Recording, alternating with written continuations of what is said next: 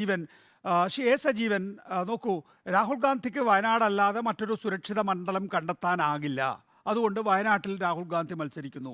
K C Venugopal സംഘടനാ general secretary ആണെങ്കിലും തുടർച്ചയായ രണ്ടാമത്തെ ലോക്സഭാ തെരഞ്ഞെടുപ്പിലാണ് സംഘടനാ ജനറൽ സെക്രട്ടറി. അതുകൊണ്ട് തെരഞ്ഞെടുപ്പിൽ മത്സരിച്ചുകൊണ്ട് സംഘടനാ ജനറൽ സെക്രട്ടറി സ്ഥാനം നിലനിർത്താനാകുമെന്നതിനാൽ ആലപ്പുഴയിൽ തന്നെ മത്സരിക്കുമെന്ന് കെ സി വേണുഗോപാൽ പ്രഖ്യാപിച്ചിട്ടുണ്ട്. പക്ഷേ സാമുദായിക സന്തുലനം പാലിക്കണം എന്നാണ് കെ സി വേണുഗോപാൽ തന്നെ പറഞ്ഞിട്ടുള്ളത്. അപ്പോൾ വയനാട്ടിലായിരുന്നു ആ നിലയിൽ സാമുദായിക സന്തുലനം, രാഹുൽ ഗാന്ധി ഉണ്ടാകില്ല, അവിടെ ഒരു മുസ്ലിം സ്ഥാനാർത്ഥിയായിരിക്കും വരിക എന്നായിരുന്നു കരുതിയിരുന്നതെങ്കിൽ വയനാട്ടിൽ തന്നെ രാഹുൽ ഗാന്ധി വന്നതോടുകൂടി ഒരു മുസ്ലിം സ്ഥാനാർത്ഥിയെ എവിടെയെങ്കിലും ഫിറ്റ് ഇൻ ചെയ്യണം.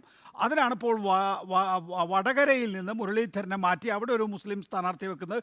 ടി എൻ പ്രതാപനാണെങ്കിൽ രോഗി ഇച്ഛിച്ചതും വൈദ്യം കൽപ്പിച്ചതും പാൽ എന്ന നിലയിൽ അവിടെ നിന്ന് സ്ഥാനാർത്ഥിത്വത്തിൽ നിന്ന് മാറി നിയമസഭാ തെരഞ്ഞെടുപ്പിൽ മത്സരിക്കാൻ തയ്യാറാവുകയും ചെയ്യുന്നു. ഇതാണ് ഇക്വേഷൻ. എ സജീവൻ, അതെങ്ങനെയാണ് വടകരയെ ബാധിക്കാൻ പോകുന്നത്? വടകരയിൽ മുരളീധരൻ മാറുന്നതോട് കൂടിയിട്ട് ബി ജെ പിയെ പേടിച്ചിട്ട്, അത് ബി ജെ പിക്ക് അനുകൂലമായിട്ടാണ് മുരളീധരന്റെ കുടുംബം അല്ലെങ്കിൽ കരുണാകരന്റെ കുടുംബം എന്നുള്ള ഒരു തോന്നലുണ്ടാക്കിയിട്ട് അവിടെ പ്രശ്നങ്ങൾ ഉണ്ടാക്കും എന്നുള്ള ഭയം കൊണ്ടാണ് ഇത്തരത്തിൽ കോൺഗ്രസ് ഒരു മാറ്റത്തിന് തയ്യാറായതെന്നാണ് വിചാരിക്കുന്നത്. കാരണം മുരളീധരൻ അവിടെ മത്സരിക്കുമ്പോൾ സ്വാഭാവികമായിട്ടും ശക്തമായ രൂപത്തിൽ അവിടെ ബി ജെ പി വിരുദ്ധ പ്രചരിപ്പിക്കാൻ വേണ്ടി CPM ശ്രമിക്കും. അതേസമയത്ത് തന്നെ നമുക്ക് എല്ലാവർക്കും അറിയാവുന്ന തൃശ്ശൂരിൽ അവിടെ ടി എൻ പ്രതാപനെതിരെ നേരത്തെ തന്നെ ഉയർന്നു എന്നുള്ള ചില പ്രശ്നങ്ങളുണ്ട്. അവിടേക്ക് മുരളീധരനെ മാറ്റുക, കുറെ കൂടി ശക്തനായിട്ടുള്ള നേതാവിനെ കൊണ്ടുവരിക എന്നുള്ളൊരു താല്പര്യം കോൺഗ്രസിനുണ്ട്. പക്ഷെ അത് ഗുണം ചെയ്യുന്ന രീതിയിലേക്ക് പോകുമോ എന്നുള്ളൊരു കാര്യമുണ്ട്. കാരണം മുരളീധരനല്ലാതെ ഷാഫി പറമ്പിൽ അവിടെ വടകരയിൽ മത്സരിക്കുമ്പോൾ ഈ പ്രത്യേകിച്ച് ശൈലജ ടീച്ചർ എതിർ സ്ഥാനാർത്ഥിയായിട്ടുണ്ടായിരിക്കെ അവിടെ വലിയ സാധ്യത കോൺഗ്രസിന് കാണുന്നില്ല, UDF കാണുന്നില്ല.